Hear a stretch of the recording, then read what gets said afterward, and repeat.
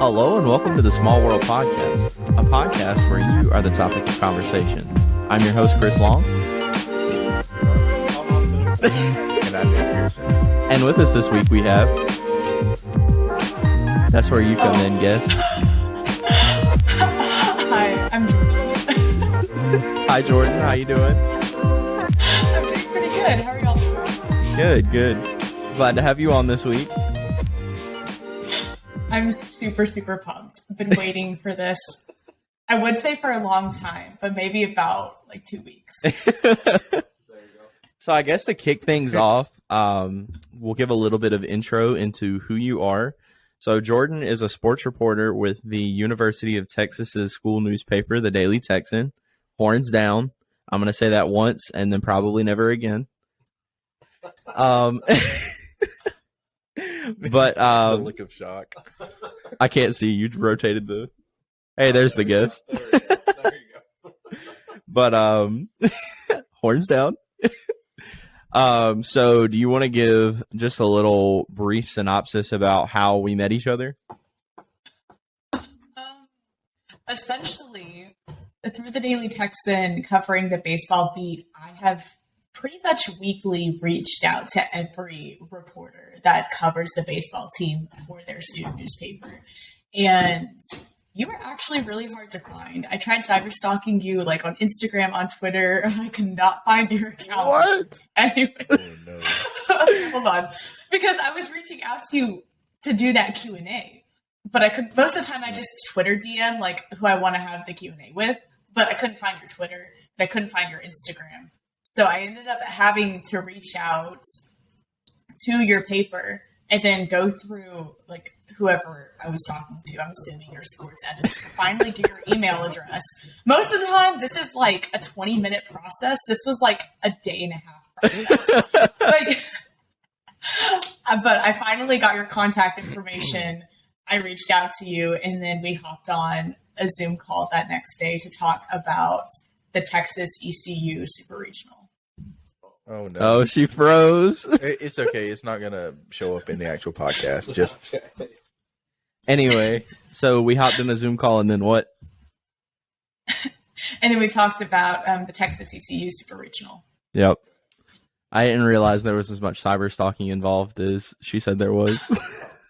Oh, there was a lot. So I'm an orientation advisor for UT, and in between my academic advising appointments, I was just trying to find your account. All of the... I think I was probably searching for your account for probably a solid hour. so you were like, let me help you decide your classes, and then where's Chris? Was there any Yes. point you tried to reach out to anyone else at the East Carolinian? Honestly, no, because I liked Chris's writing the best, and I thought that he would probably give me the best Q&A, and I'm really stubborn. So I decided that I didn't really want to talk to anybody else. I just wanted to talk to Chris. Oh, well, I appreciate that. Thank you. Oh, you're welcome. Did that Q&A ever get posted? I don't think I've read it. Yeah, Terrible. So I didn't post it as a transcript. I posted it as basically a preview. And I'm assuming you're not on Twitter because before I even got to repost it, some of your fan accounts for ECU started reposting it. Oh, that's first. crazy. Yeah, I have yet to read it. So, if you could send me a link, that would For a second, I didn't register it was the ECU fan accounts. I thought you were saying Chris's fan accounts. I was like, I don't think Chris is that big, but okay. There is a fan account for me somewhere on Instagram, but we don't. You can find that on your own volition. I know the name. So I guess I'm going through your tagged photos after this. I don't know if I'm tagged in any of them. I mean, I guess you can. You can try to find it. It's going to be a lot of inside jokes that you won't understand. Your hint is Okay. Goose, if you can find it off of that. Oh my gosh. Goose, give me 2 minutes. 2 minutes? You couldn't find my Instagram? That was literally just my name with not in front of it. Okay, but there are a lot of Chris Longs. There, I was struggling a little bit. You didn't have big enough of an account to come up. Yikes. I guess. She said, "I'm not big baller enough." I don't know. Let's look it up. It's gonna take like 3 seconds. I have 1,309 followers, It's way more than me. and I'm following 453 people. You're too cool. You got to keep that ratio at the nice level, you know. My ratio is bad because I got my Instagram account whenever I was like in 7th grade. Oh. So I made it a point to like follow every single player that ever played for the Houston Texans and every player that was ever signed. Like even if it was just like to the practice roster. So I think I did that for probably like 3 or 4 years. So I'm following all of these people that are still not in the NFL, and I like can't remember. Are you following Mark Ingram? Probably. He was on the Texans for a minute. Yeah. Shout out to Mark sure Ingram, first running back to ever win a Heisman. My king. Love Mark Ingram. All right, so let's throw it back for just a little bit. Take it all the way back to, I guess, the beginning of your life. What's it like growing up in Texas? It's really hot and it's really humid. Honestly, I've always like grown up in the city, so it's just really crazy diverse. I mean, there wasn't ever really like a majority race at my high school, so you had a lot of like variety in the people that you interacted with. But that's not Houston. I mean, that's just like Houston in general. That's I mean, honestly, just basically any big city in Texas. Everywhere else in Texas is just like really small and country and conservative, and then Houston is just all over the place. It's that dynamic between like the big cities and the rural, the left and right wing divide. I was watching a video that stumbled across my YouTube like a few weeks ago about how Houston is like the worst mapped city for pedestrians. Like just because it's such a car driving based city, but like in terms of trying to walk anywhere, there's like no sidewalks that are good or anything. You can maybe walk around in like the museum district of downtown Houston, but even that, it's a really weird area because it's like really affluent, but then you walk like a block away and then you're in the third ward. So it's still not even like super safe to walk around. But yeah, Houston has horrible like public transportation. There isn't really any sidewalks. I live in the suburbs though, so there wouldn't be sidewalks anyways. You just drive everywhere. What is your answer to the public transportation crisis in Houston? Tear it all down and try and rebuild it. They just start over. I mean, Houston's already so bad, especially like with flooding and everything, because obviously we're a coastal city, but then there's like concrete everywhere just because of roads and new housing developments. So everything floods. So maybe just like ripping everything up and starting it all over again would be Today I best. learned that Houston is a coastal city. I had no idea. Wait, where do you think Houston was? Somewhere in Texas. That's fair accurate. I don't know. I thought it was like You never in seen the southeastern midpoint, somewhere in there. You ever seen the shots of Houston from like the waterfront? Like, No. I mean, to be fair, it's not like right on the water or anything. It's probably like, well, depending on where you are, like 30 minutes to an hour away. Gotcha. But is there like a river or something? yeah, there's lots of like creeks and rivers that run through Houston. Okay, I might have seen a river shot or something. I don't Gotcha. know. I may just be imagining this, but I promise I've seen like a water shot of some of it. I knew it wasn't the ocean. I just knew it was a body of water. I mean, it could be a lake too. Could We have be. a few man-made lakes. Man-made lake. Not very. Yeah. Okay. So Texas, I think like we only have a few like actual natural lakes. Pretty much all of our lakes are man-made. That's crazy. All the water said. Austin, were you saying something about Austin? Yeah, I've been to Austin, Texas. So I was wondering how that compares to Houston. Yeah, Austin is definitely pretty different. I mean, people around here kind of describe it as like it's like liberal hippie cowboys. It's like all the Liberal people hippie cowboys? That's such a combination. What a trichotomy. It's definitely a fun time. I mean, the city itself is very eclectic.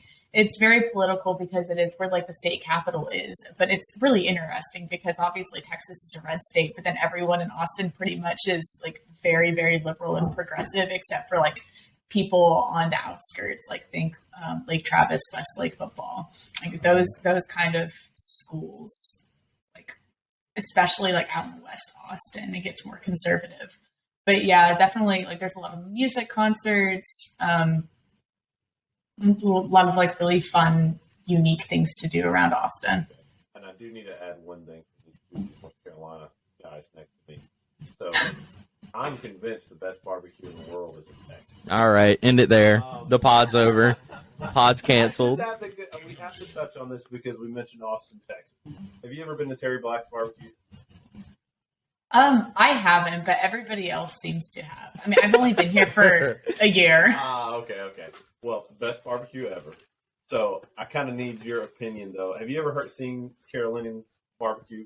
Carolina, I don't know how to say it, barbecue. I mean, I eat Carolinian barbecue whenever I live in Texas. Exactly. It's better. Okay. We do have two different types of barbecue. Don't even smoke the barbecue.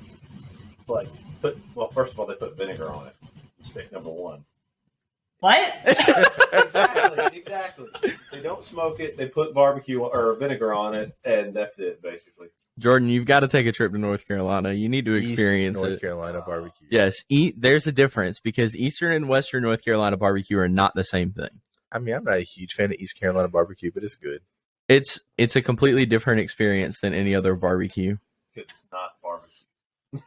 At least, okay, so number one, you're just wrong. Number two, at least it's not South Carolina where it's mustard based. Okay, I'll give you that. That's Ew. terrible. That is terrible. Smoke it. If they don't smoke it, what do they do to it? Here they just like put it in the oven. They put it in an oven? What? You don't even know how they make it. Oven bake barbecue. It's just an oven pig. So I'll put it this way: you pass a Texas or Georgia barbecue place, you smell mesquite. That's you smell mesquite wood. You smell tastiness, right? Mm-hmm. Tasty food. You go to Carolina barbecue, all you smell is grease and fried chicken. It's true. This is a bad representation. I don't think this is completely accurate. They eat hush puppies in barbecue. It's good. Yeah. But hush puppies. Hush puppies are What's wrong amazing. with hush Hush puppies? puppies, corn sticks, which are kind of weird. Corn sticks are delicious. Wait, what's a corn stick? It's not a stick of corn. Cornbread straight into a corn fried. It's incredible. Oh, okay. And it's not the sweet kind of cornbread either. It's like that really dry, salty cornbread. Yeah. Yeah. So It's incredible. You don't know what you're missing out on. If you haven't been to Parker's, I don't know what. No, it's Parker's Barbecue. Put Wilson on the map. okay, I'm rambling now. We can go. So, speaking of growing up in Texas, there's something you mentioned to me last night that we just have to address because I had no idea what it meant. What is a Warrior Cats kid, and why were you one? I don't even know what that means. What is Warrior Cats? Let's start there. You're gonna have to let me gain my composure. Okay, so basically, Warriors was a book series, and they made like seriously 80 or 90 of these books. And the entire premise of these books were essentially that they were these talking cats that lived in clans, and they all fought each other. Okay. So, Like samurai. And then they had their own religion with like basically the. Oh my god! Please keep going. You don't sound ridiculous at all. Please keep going. it sounds like a fever dream. They had like cat heaven and cat hell, but then What? the cat, like the dead cats would actually come down. Oh, and we fight, lost her? Like the cats that were alive, like the dead cats could kill the cats that were alive. That's an What?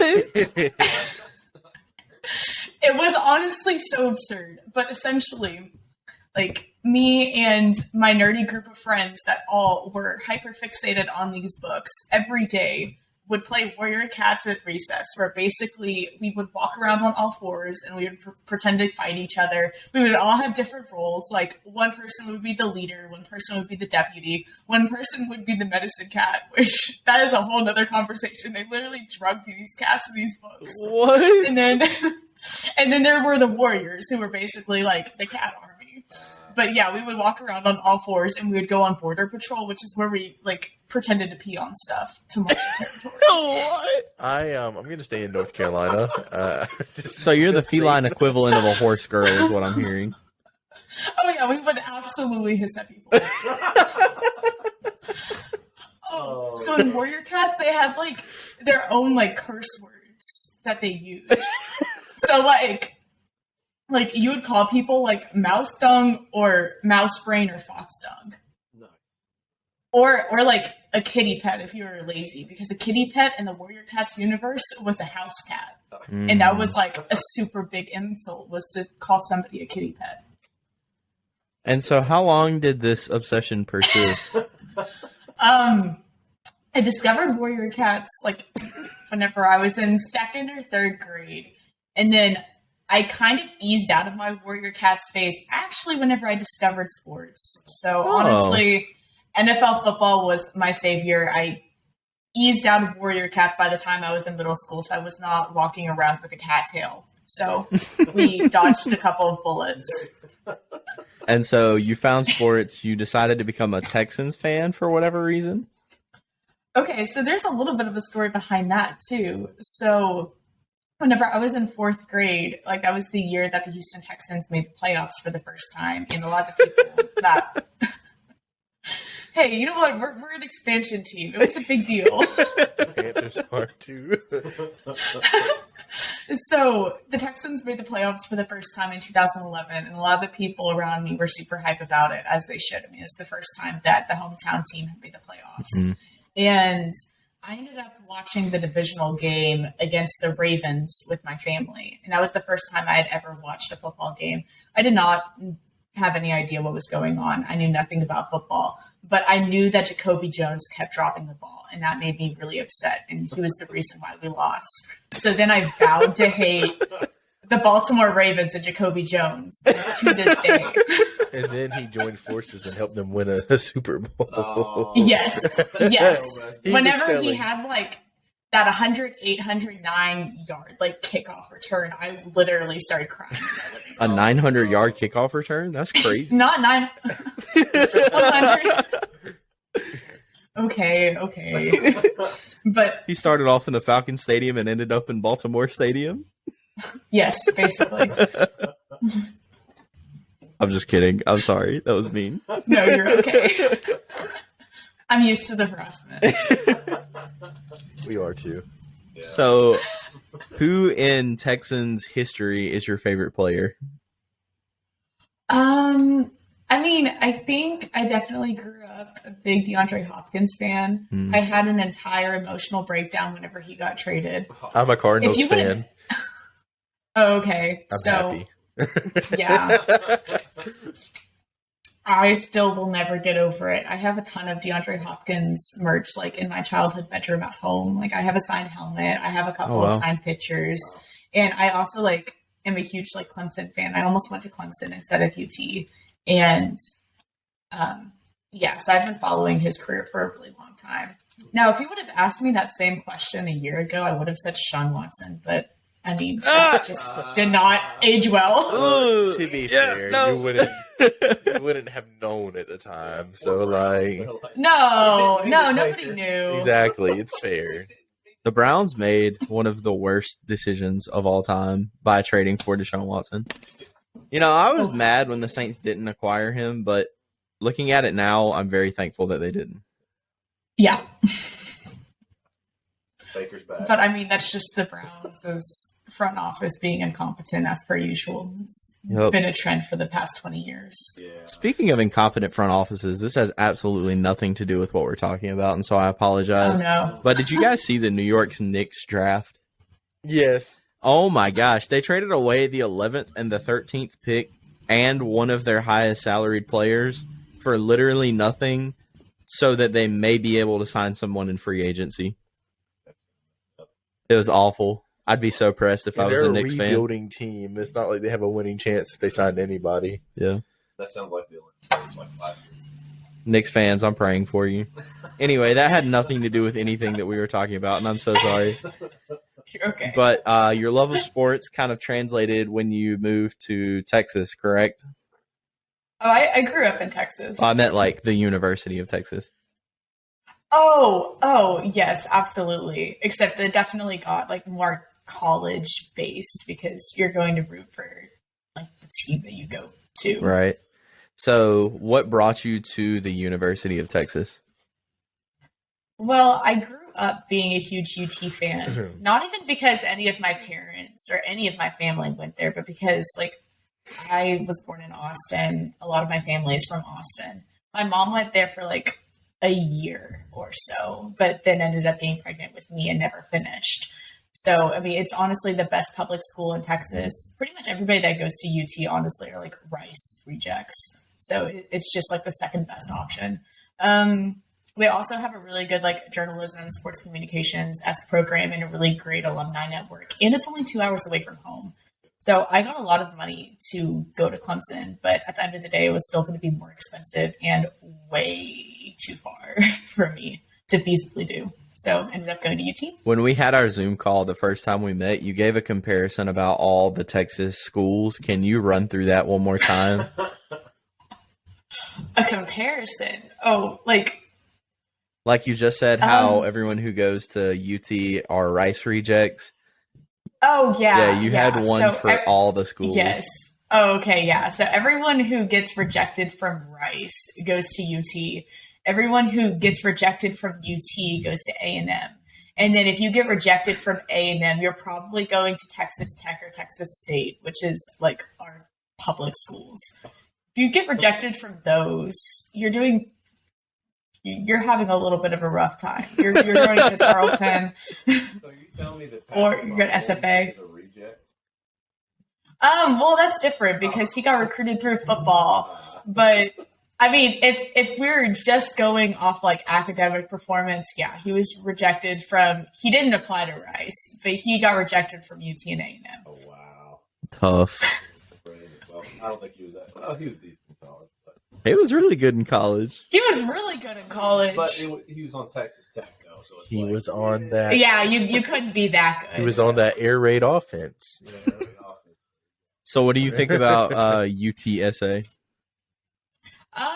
Essentially, UTSA, honestly, a lot of the people that I know that go there really enjoy it. But UT has what we call a CAP program. So if you don't get into UT, but you kind of get into UT, like you're good enough to get in, but they don't have enough space for you, they send you to UTSA for a year, and then you come in as an undeclared liberal arts student your sophomore year. Oh, wow.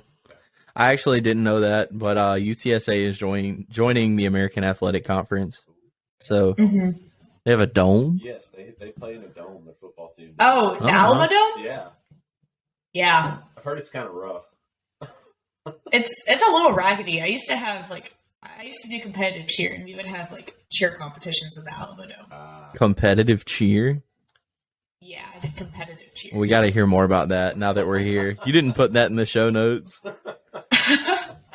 Well, okay, so have y'all seen like the Netflix documentary Cheer? No, I have not seen the Okay. Netflix documentary. In fact, essentially, go ahead. I'm like, sorry. It's okay. Competitive cheer is literally like a cheer team builds a routine and competes against other cheer programs. And it's composed of like dance, pyramid, stunts, running, tumbling, standing, tumbling, and jumps. And it's all like to music. And it's only like 2.5 minutes long. But cheer competition sucked because you had to wake up at like 4 a.m. You had to get like all your makeup on. You had to get your hair done. And then you drove up to the actual convention site and you were there for like 8 hours, even though you're only warming up for like 30 minutes and you only performed for 2.5 hours. Wow. And then after like you probably like waited like 2 hours for the awards show. And then you got to sit through like who all won their divisions. That sounds rough.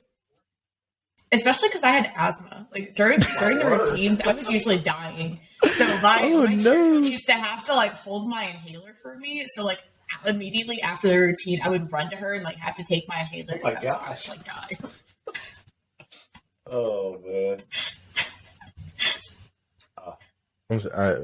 Okay, we need to pause for a second. What's happening? I gotta get them to turn that TV volume down.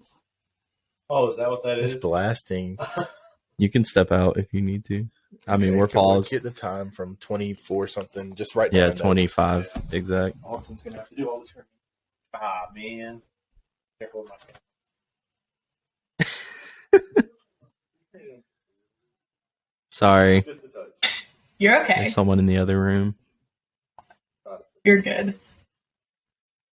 So anyway, not to crap on competitive cheer, my bad. I think you turned it down just a little bit. Honestly, competitive cheer was a terrible experience. So Sorry to make you talk about it.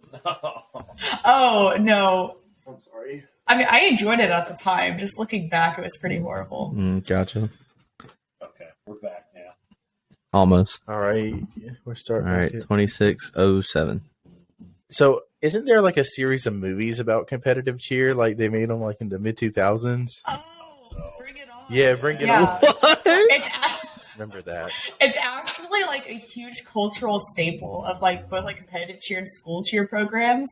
Like they introduced this thing called a spirit stick in like the Bring It On movies, where essentially like you would decorate this stick to like have like your colors and everything on it. And if you dropped this spirit stick, then it brought you bad luck. Competitive cheer was like really superstitious for no reason.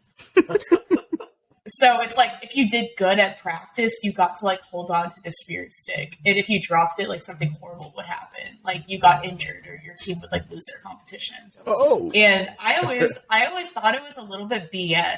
But then one girl who had the spirit stick dropped the spirit stick and then broke her thumb at the next practice. That was not an accident. They have a guy named Sergey out back just waiting for someone to drop the stick. he greases the floor a little bit after you do it. Did you ever hold the stick? Yes. Did you ever drop the stick? But I've never dropped it. I like protected that stick with my life. It's like whenever I would get home with the spirit stick, I would like tuck it away in my socks drawer so that my little brother wouldn't be able to grab it. Oh no. And then like to our next cheer practice or competition or whatever, like I would wrap it up in like scarves that I had to make sure that like even if it fell, like it wouldn't really fall. So was it like just not allowed to touch the floor? Not allowed to touch the floor. Well, I mean, you could place it on the floor, but you couldn't drop it. What if you drop it and it doesn't hit the floor? Does that still count? I mean, that's probably a technicality. The logistics maybe. of the I don't spirit know. stick are just I all over wouldn't- the place. I wouldn't want to try it. Like if I was still in competitive cheer, that is not a risk that I would be willing to take. Understandable. Yeah. So, bouncing back to the University of Texas. Okay. Hard transition back. Got it. So, you had a lot of scholarship offers from Clemson, but it was too far from home. So, you decided UT. Did you have a vision of what you wanted to do coming into UT, or is that something that you figured out later? So I think that I definitely wanted to do something in sports. I think coming out of high school, I really wanted to do something with sports broadcasting, which it was kind of nice to go to UT because we had the Longhorn Network. And I ended up figuring out pretty quickly that I had no interest in sports broadcasting. Not that I even like really tried it out, but rather I just found a couple of other things that I was more passionate about. So that led you to the Daily Texan, correct? Yeah, but there was a little bit of time it took to get there because this is my first year. I started last fall. Okay. So what's the in between there? So during our orientation, I was graduating class of 2020 out of high school. So my orientation was completely online. And we had an optional program where we essentially got to like have lunch with our orientation advisor and like we'd get to know each other, do icebreakers. And I joined into the optional programming on Zoom and I was not paying attention. I was probably like scrolling through Instagram or something. And they did an icebreaker question where we essentially had to answer if we had to have lunch with anybody, who would it be? And I was voluntold to go first, so I did not get to think through my answer. And I still feel very stupid for saying this. I said Juju Smith-Schuster. Juju Smith-Schuster? What? First person that popped into my head. Oh, and I got a lot of crap for it. But then As you I had a guy cyber stalk me and DM me on Instagram, essentially harassing me for being a Steelers fan. And I was like, I'm not a Steelers fan. I just really like Juju Smith-Schuster. Like, I really want to have lunch with him. But then me and this guy could like continue to talk, and I'm like, oh, he's cute and he's like interested in sports. So I'm going to take like this no cheering in the press box class. It was like essentially like a class that fulfilled one of our core requirements, but it was about like sports and its impact on American culture. And through that class, the guy thing, like that didn't really work out. He was honestly kind of dry, and he's a Kansas City fan, so red flag. But I got really close with the professor, and he was the one who told me that I should go for the Daily Texan and try out sports journalism. Nice. So 2 red flags turned into a green one. Yeah, pretty much. And so what was the process of joining the Daily Texan? What did that look like? Honestly, it wasn't too bad. Essentially, in the summer, they sent out interest forms, and you had to write, like, I think just a really easy article where you were given all the information, just how to like structure, just like basic like, journalistic writing. And then the sports editor got in contact with me and had me choose from like one of 3 props to write about. And I wrote about Charlie Collier, a women's basketball player that went #1 in the draft and like was from Texas. And after that, I hopped on an interview with him, and I got the position. And 24 hours later, I was reporting on a volleyball game. Oh, wow. Oh, that's awesome. So what was your first volleyball game like? Thrown into that environment. Honestly, I'm really just proud of myself for not quitting like after that night. Oh gosh. Because so Texas volleyball at the time was the preseason #1, the current #1. It was fairly early into their season, and we were playing Arizona, not a very good volleyball program.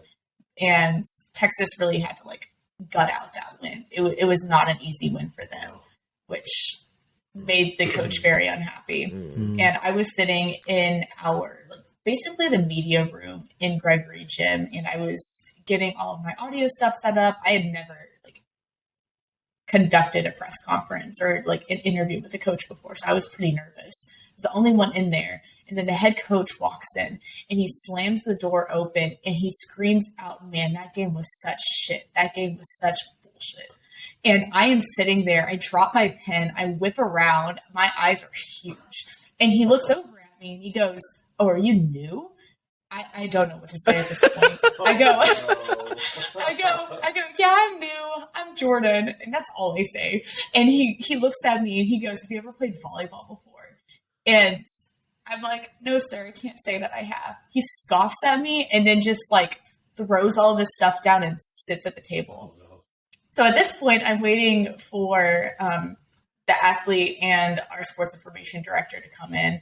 Eventually, the athlete that I was interviewing, Asia O'Neill, she essentially gets like pushed in there by like the assistant coach, and she locks eyes with Coach Elliott, and like she makes eye contact and then proceeds to sit on the opposite end of the table. And then the SID comes in, he makes eye contact with me, kind of smiles, and essentially mouths good luck, because Coach Elliott is usually not very pleasant in interviews, definitely not after games that like they played not great. So I'm interviewing him. It's a horrible experience. Anytime I asked him a question, like he wouldn't give me like honestly any information. He was super pessimistic. Like I think I asked something along the lines of like what are you proud of or something like that. And he was like, no, we played like shit.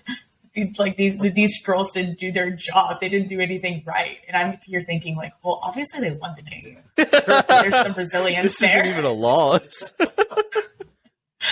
this kind of like the Nick So of Oh, it was terrible. So Were you the only one I at finally the got- conference? I was the only one there. Oh my god! So I was the only one asking interview questions. So finally, after I'm done, I go and I start writing my story, and my sports editor calls, and he's like, "How was it?" And I'm crying. I'm like, "It was absolutely horrible. Like, the coach is really mean, and my Wi-Fi wasn't working very well during the game, so I couldn't get my live stats pulled up very quickly. It was very stressful. But honestly, like that was like my journalism low, so it's only gone up from there."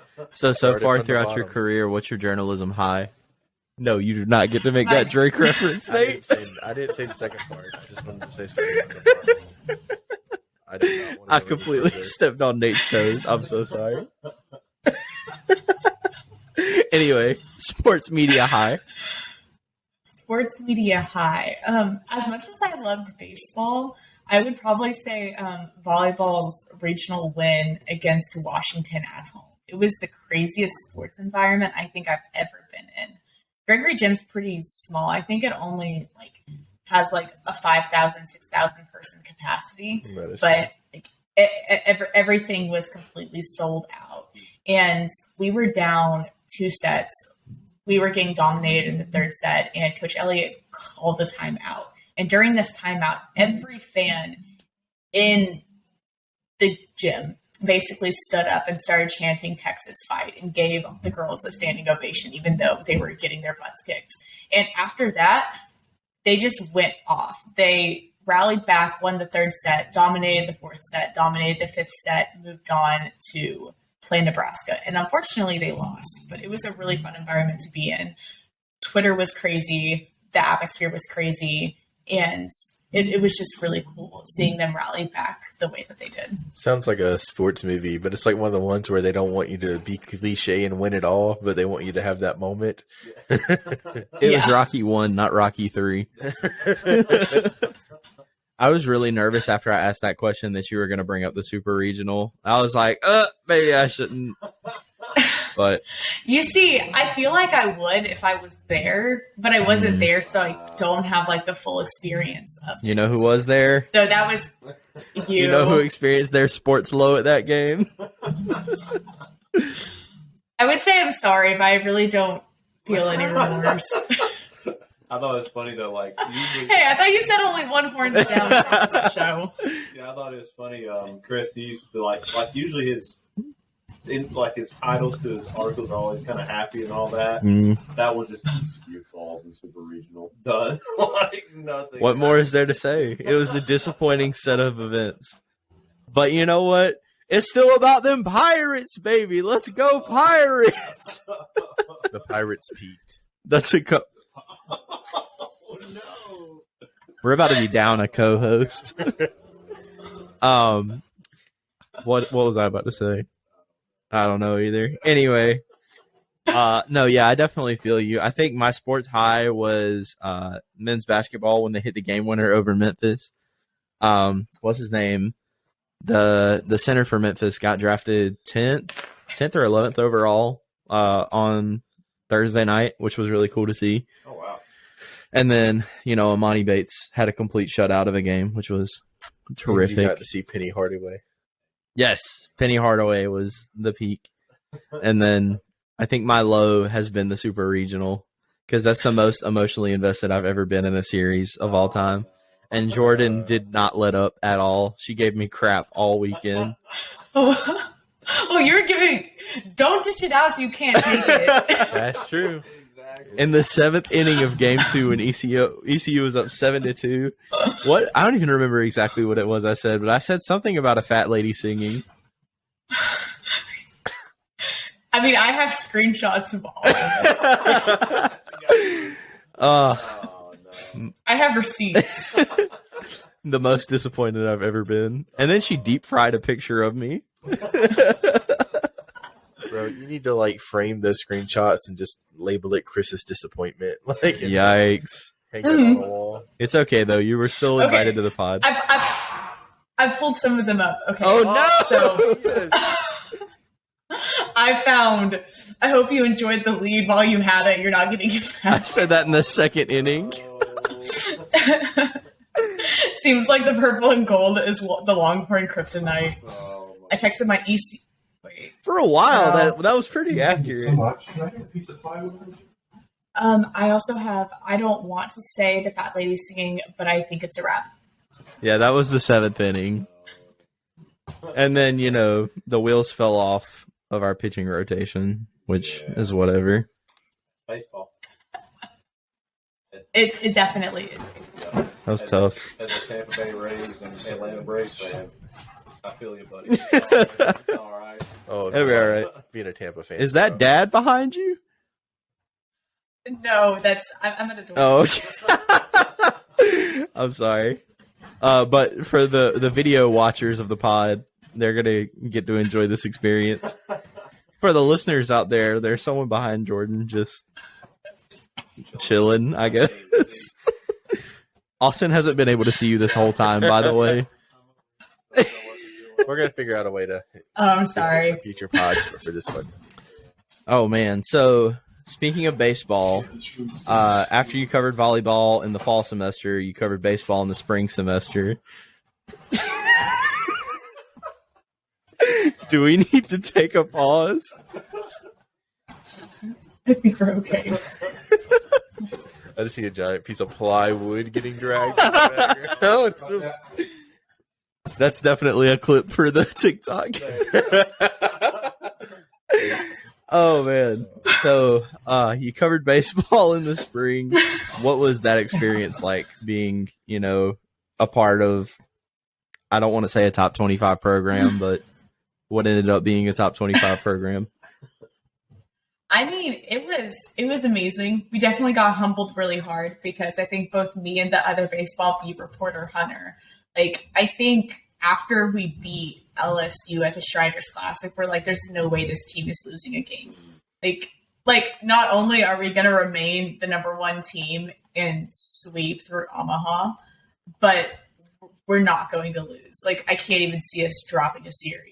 Yeah. And then before the UCLA game, Tanner Witt, we find out he's out. He's scratched. We don't know why. Lucas Gordon comes into the game. He's pretty bad. I mean, to be fair, he's really hadn't started a weekend game against a fairly solid Baby Bruins program. And then we find out a few days later that Tanner Witt is out for the season with Tommy John surgery. Ooh. But we still had really high expectations for the year. And then we went on the road for 11 days playing a bunch of South Carolina teams. And it was just morally just so incredibly low for the program. We kind of bounced back. We never really caught momentum until we had the walk-off against Air Force, and then we swept Baylor at home. Oh, nice. And then Oklahoma State comes to the dish, and I thought the season was over after we lost that final game because we were up 7-2 or something crazy like that in the seventh inning. Boy, and it's basically what happens. With, imagine being up 7-2 in the seventh inning. It was fairly horrible. The bullpen just absolutely choked that one away. The moment that Lucas came out of that game, it was over. And I did not think that Texas, I knew that they would make the postseason tournament, but I didn't think there was a real shot at even hosting a regional at that point. We came in as a number 5 seed into the Big 12 championship, and we performed fairly well, got a number 9 seed, so close to potentially hosting a regional, ended up sweeping the regional and going on the road to ECU. It's definitely been an emotional roller coaster of a season, but I wouldn't trade it for the world. It's been really fun. I've really enjoyed it. Awesome. So do you know what you're covering in the fall? Do you have any expectations on what's next? I have a few things that I could be covering in the fall. If I don't end up covering football, it'll probably be men's or women's basketball. Okay, cool. So we're just going to have to see what happens. Well, I already know how 2022, 2023 Texas football is going to go. They're just going to say, well, we get Archie Manning next year. So we get Archie Manning next year. I've been a Texas fan for so long that as much as I would love to buy into the hype, I never do because there's always these really high expectations. We get this crazy player from a recruiting class, and then we lose to Kansas. Yeah. So, Lose to Kansas. So I do. I mean, I think that we're going to be really good in maybe like a year or two. I think next season, if we're playing for a Big 12 championship, it's a successful season. So I do have a question though about the Texas program right now. What are your Alrighty, what's thoughts up? on the exit of the Big 12 and into the SEC? I'm really excited for it. I think it's going to be really fun, really competitive, going to bring a lot of money into the program. I don't know how football is going to hang on, but I think all of our other sports are going to be fine. Oh, for sure. Honestly, the SEC is kind of like a step down for volleyball. I think it's going to be easy, like even easier for them. It's definitely going to be very interesting to watch. Obviously, SEC baseball is really competitive, so I'm really looking forward to seeing those matchups every season. I mean, there's just so many blue blood programs in the SEC, so it's going to be fun to watch.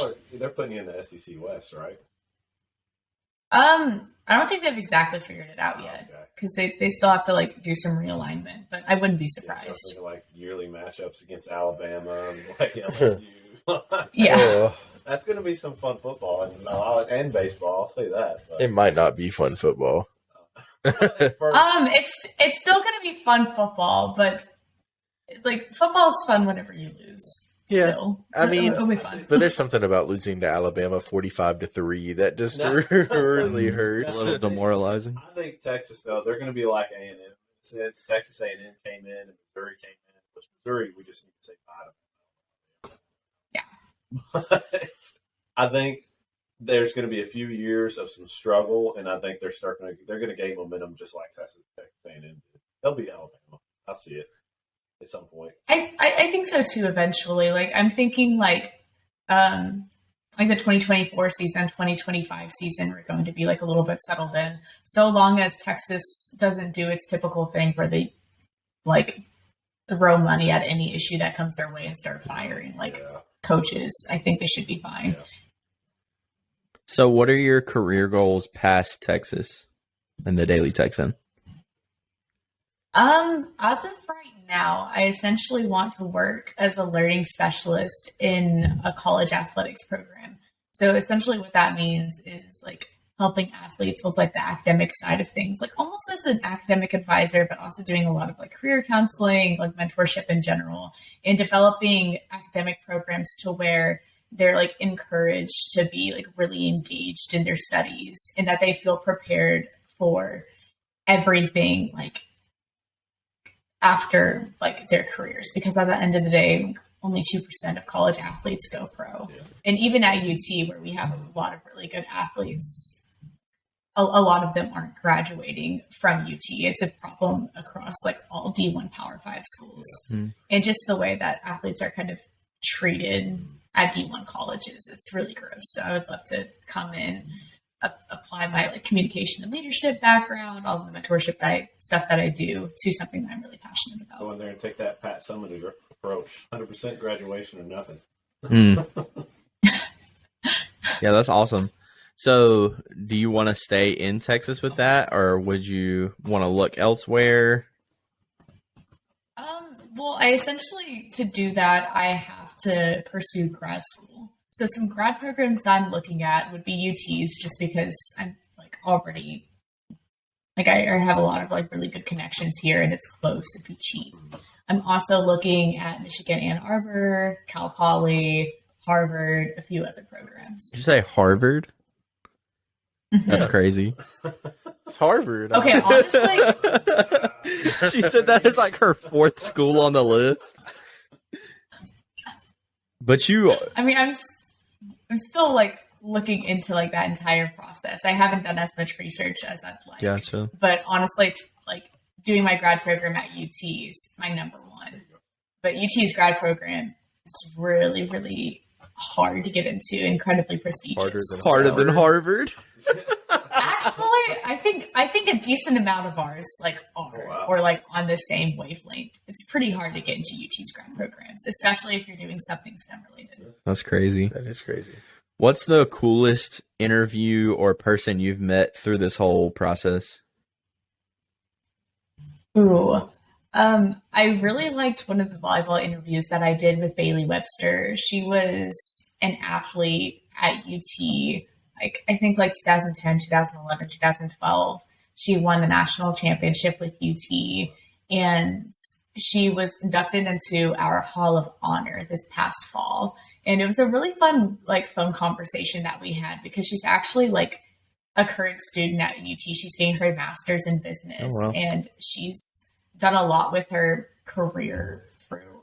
Can't remember exactly what she does. She does something business related, but she's also been like a color commentator on Longhorn Network, and she still does a lot of mentorship stuff. And she's still like very invested in like the UT community and like the volleyball community here. And she was just really, really fun to talk to. I think like one of the really cool experiences that she shared with me was whenever you get inducted into the Hall of Honor, you come to one of the football games and you get to like, get acknowledged during halftime. And one of the cheerleaders came up to her and said that she took a picture with Bailey, like whenever she was 12 years old at one of her volleyball camps. So wow. it was kind of like a really cool full circle moment. And they took a picture together and like they got to like compare it on their social medias.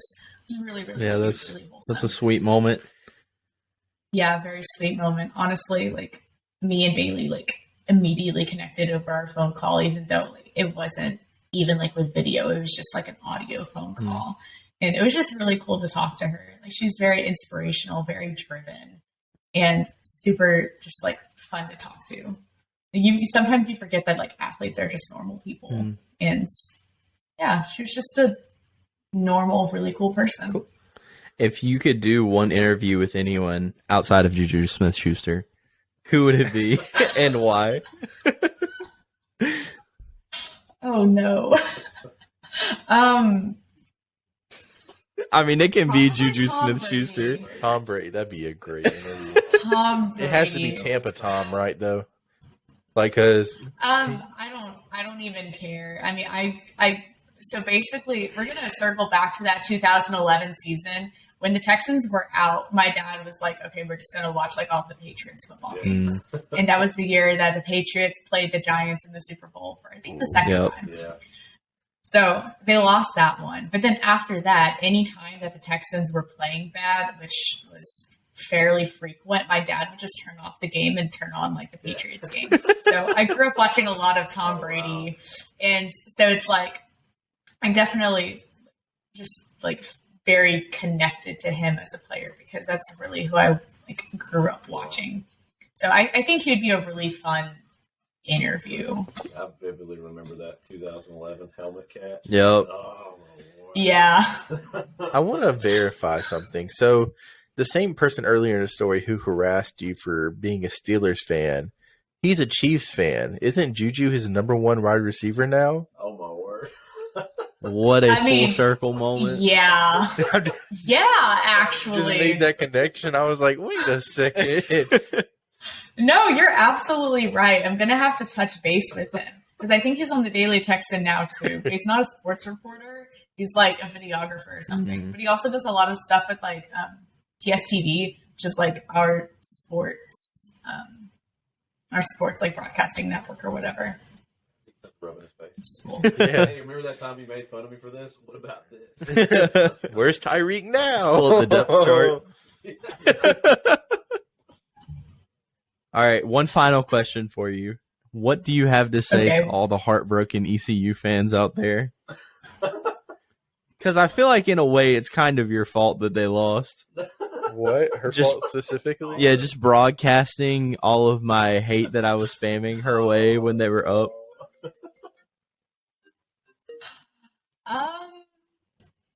Sorry that y'all had to play Texas during your super regional.